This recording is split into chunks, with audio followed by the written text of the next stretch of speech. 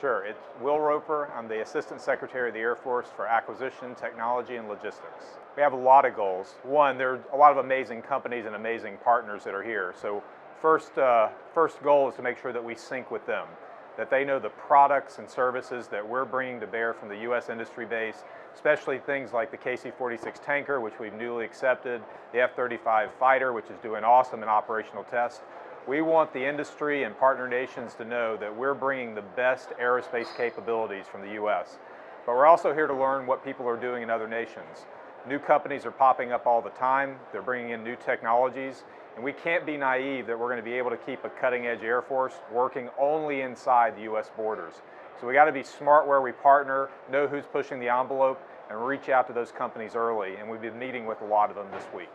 It's important because we've got the world's best Air Force today. It's been given to us by the people who served before. They have bequeathed us a dominant edge that no one can match. And we owe it to the people who come after us to give them the same benefit.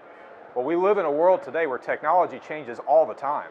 And so if we're not getting outside our walls, seeing what people are doing, someone may have the next big thing. And if they're not working with us, then future airmen are not going to have the benefit of that technology. So we can't be naive that we can sit behind five-sided walls in the Pentagon and continue to be great. So we're out here to get dirty, understand what industry's doing, and make sure that we understand the best technologies that are going to be brought into the next-gen Air Force. We've got quite a few. So we've got MQ-9 Reapers that are out on display. It continues to be an aircraft that foreign partners want to buy. It's well optimized for the counter-extremist mission. We're continuing to modernize it. So in the next budget, we move to the Block 50 ground station, has an improved cockpit, better situational awareness. And what's coming down the line in future is the ability for one pilot to control multiple aircraft so that we can force multiply what a single airman can do. So we're excited about that. We've got C-130s here. It's a workhorse across the mobility fleet, used for a variety of missions in the Special Operational Forces. It's used for gunships, it's used for tanking, it's used for weather, it's used for electronic attack. So it's a workhorse, and we want to make sure that countries that may not be able to buy a fighter or a tanker know that a C-130 can do a lot of their missions. We've got a KC-46 tanker here, newly accepted. Still has issues we're working through, but it is doing awesome going through operational tests. It's more than a tanker. It can do medical evac, it can do transport. So it really is a Swiss Army knife aircraft for multiple missions. And finally, we have F-35s here. New, dominant, fifth-generation fighter. No other airplane in the world can match it. And the thing that's awesome that I wish I could mind meld with people is I get to talk with pilots all the time who have just come back from doing operational exercises like Red Flag. They all have big grins on their face because nothing can match this airplane in the sky. But you know what we lose the bubble on? This airplane makes other airplanes better.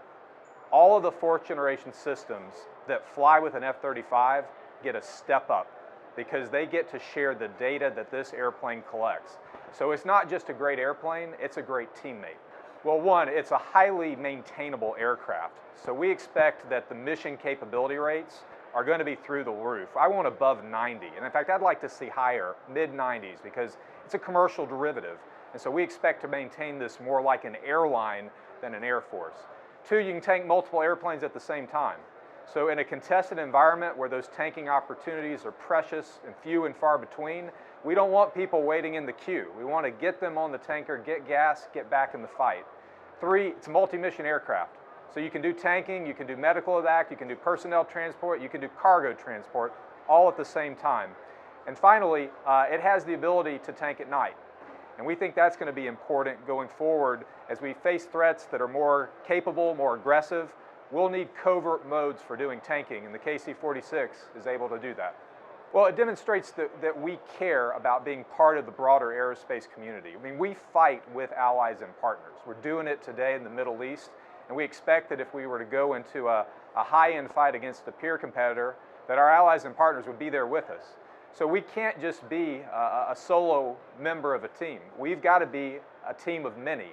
And so being here shows that we're still continuing to innovate, to bring cutting-edge aerospace capability in. We're not just doing aircraft, we're doing space as well. We're doing launch at this symposium. So we really are the total Air Force here. But we also need to be thinking about making systems compatible with international partners, fighting as a coalition. The number one request that's been made to me by partners and allies is to continue to focus on interoperability. Well, that's good news for us because it says they're thinking about being part of our team moving into the future. So we've got to build an Air Force that enables that.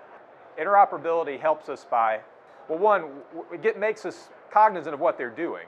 So we've learned, for instance, what the French are doing with their next generation systems, and the request that they're going to send me home with is making sure that their next generation of surveillance airplanes can talk with our F-35s.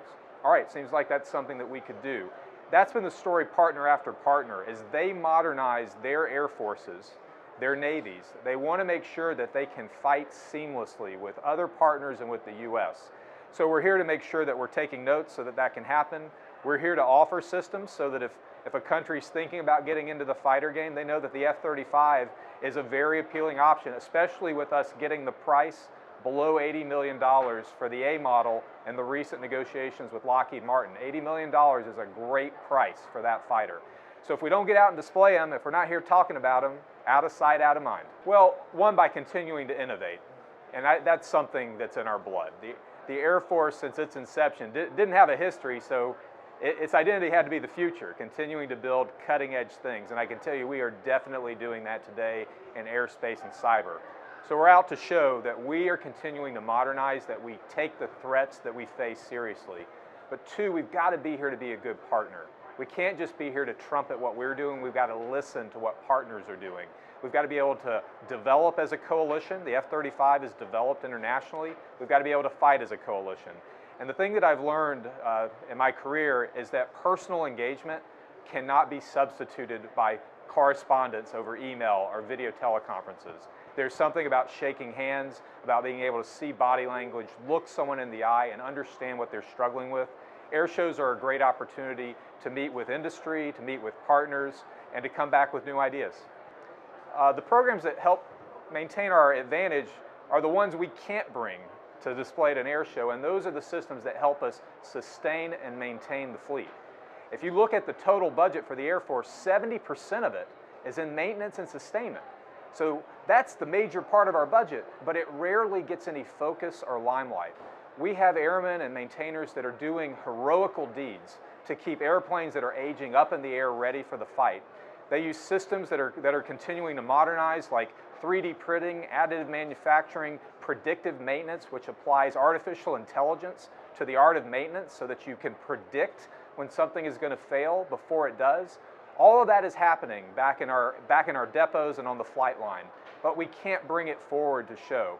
So those are the people I wish I could bring here. Those are the systems I wish I could port here, but it's going to be hard to fold up an air logistics center and bring it forward anytime soon, but those people are heroes for me.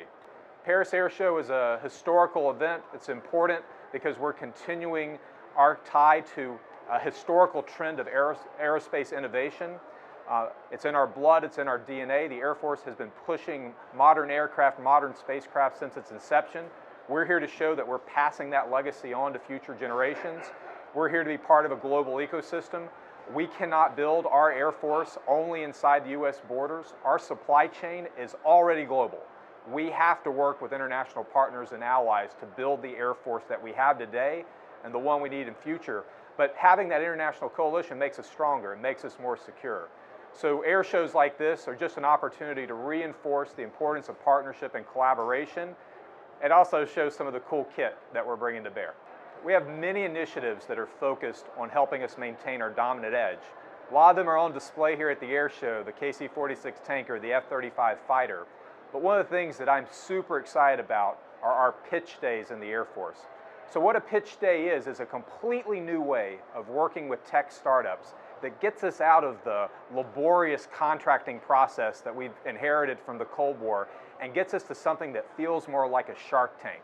A tech startup can come in, they can pitch their idea, and if we like it, we can put them on contract and pay them in 15 minutes. This is a huge deal for the Air Force for a couple of reasons. One, the money that we put into a company doesn't dilute.